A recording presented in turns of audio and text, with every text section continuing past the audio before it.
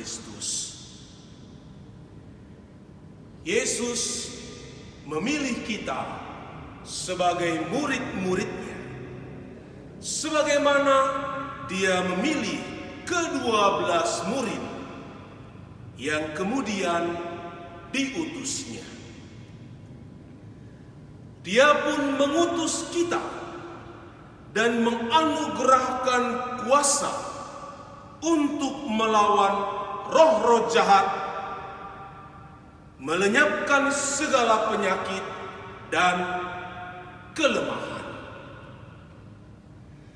Lawanlah terlebih dahulu kuasa roh jahat dan kelemahan yang ada dalam diri kita, maka kita akan mampu untuk mewartakan kerajaan surga di tengah-tengah dunia.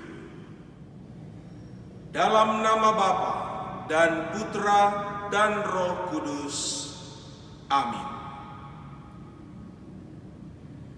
Allah Bapa Maha Kuasa dan Kekal, sabdamu penuh daya dan kekuatan untuk melawan roh jahat dan segala kelemahan kami. Perkenankan kami membuka diri untuk dituntun dan mengimani sabdamu, guna mewujudkan kerajaan Allah di tengah segala ancaman kejahatan dan kelemahan diri. Semoga kerajaan cinta kasih-Mu semakin merebak memenuhi muka bumi. Engkau Allah, kami sembah dan muliakan kini dan selama-lamanya. Amin. Tuhan bersamamu dan bersama rohmu.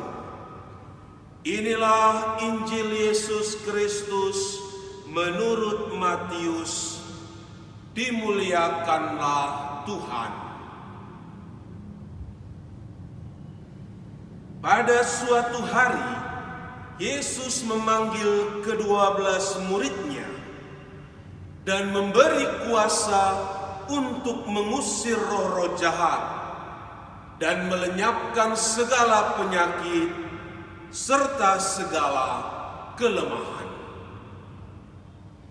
Inilah nama ke-12 rasul itu.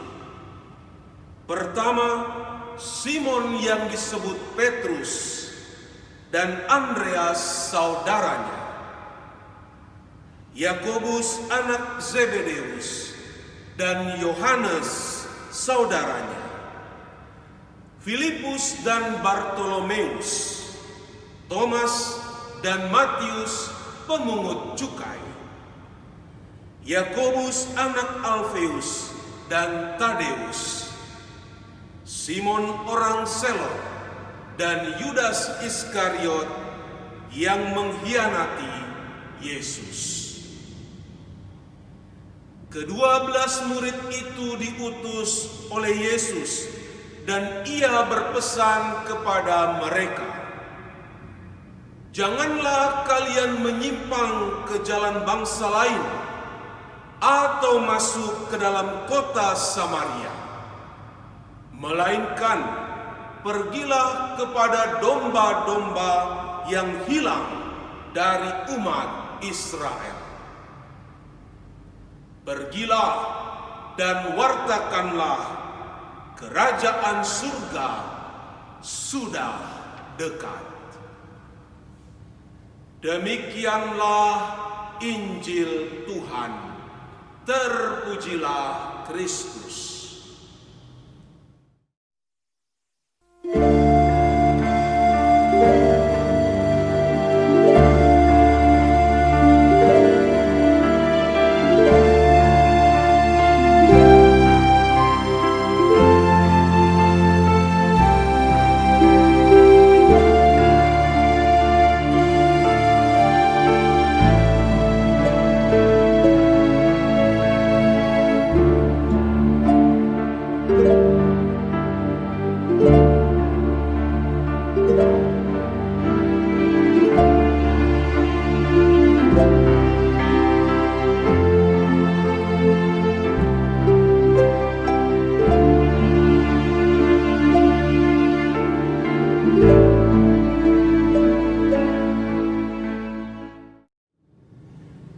Keluarga Katolik yang terkasih,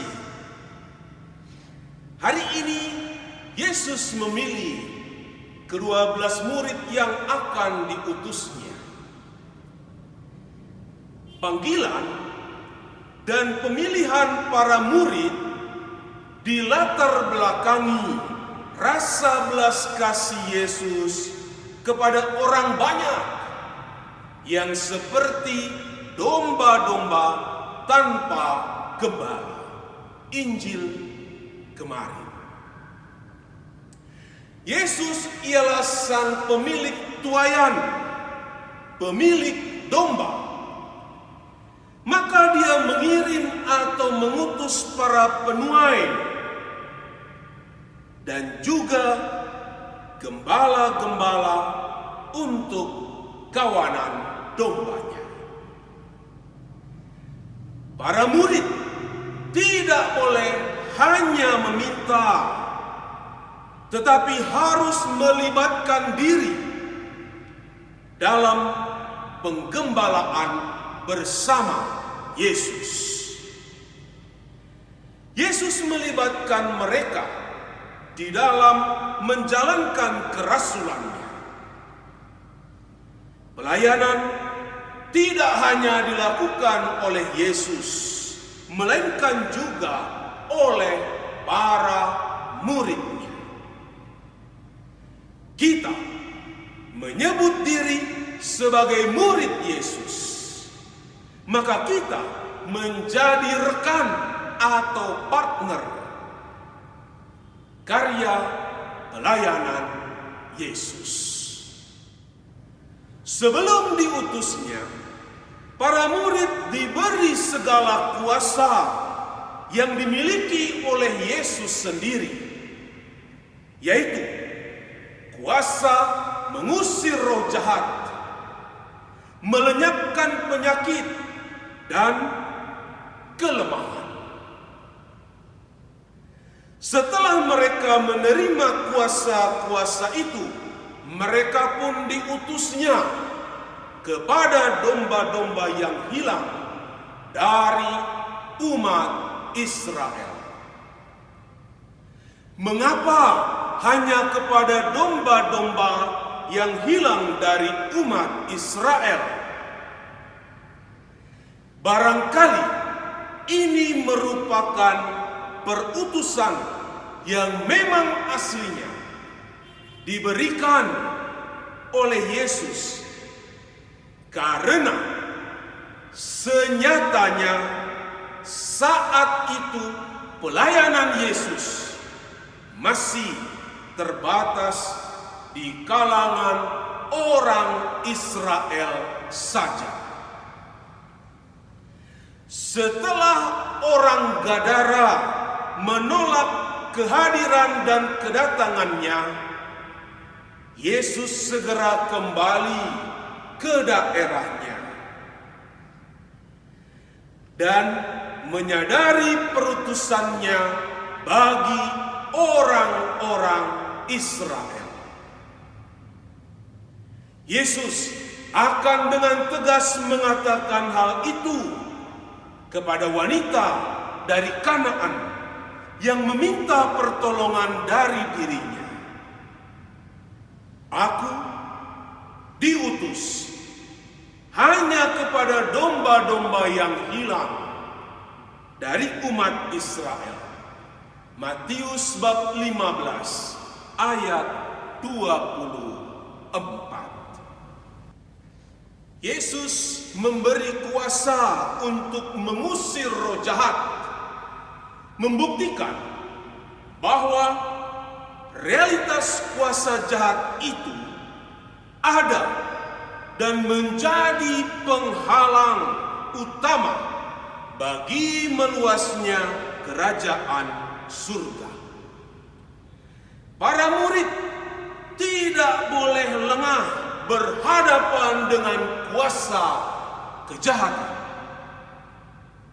Terlebih lagi, para murid akan mengalami dan berhadapan dengan kelemahan diri sendiri maupun orang lain.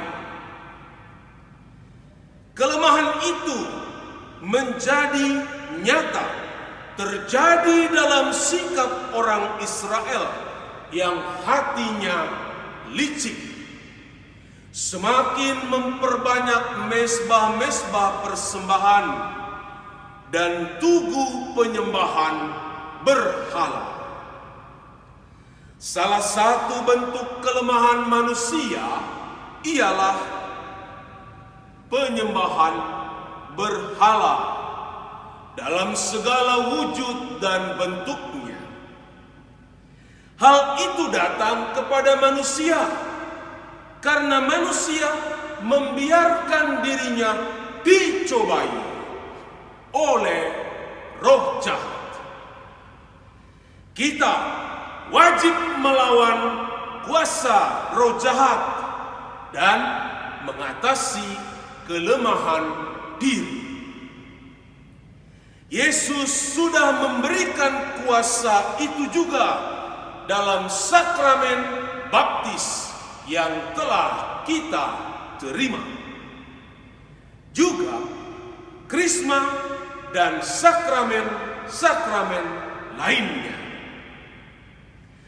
Kuasa penyembuhan diberikan dalam konteks perutusan, bukan untuk pemuliaan diri. Para imam diberikan kuasa oleh Yesus Kristus untuk menyembuhkan. Sakramen pengampunan dosa dan pengurapan orang sakit merupakan penyembuhan dari sakit fisik maupun batin kita. Kita patut bersyukur sebab Yesus sudah memberikan kuasa-kuasa itu juga di dalam diri kita. Lawanlah roh jahat, maka kamu akan menang, dan kalahkan kelemahan-kelemahan yang ada dalam diri sendiri. Tuhan Yesus Kristus, Engkau telah memberikan kuasa yang sangat besar di dalam diri kami untuk melaksanakan perutusan-Mu. Semoga kami dengan rendah hati mempergunakannya untuk segala kebaikan dan mewujudkan kerajaan Bapa-Mu di dalam dunia. Dikaulah Tuhan yang berkuasa mematahkan segala kekuatan jahat dan kelemahan sejak dahulu, sekarang, dan sampai selama-lamanya. Amin. Tuhan bersamamu dan bersama rohmu.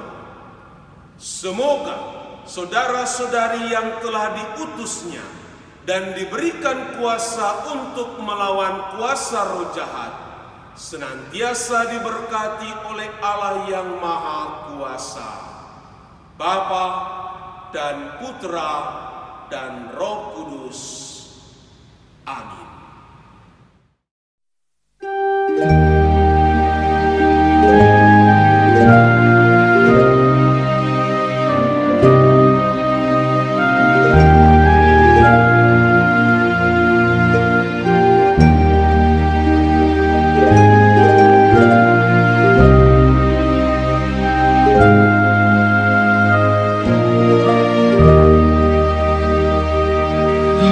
Laudate omnes Dei.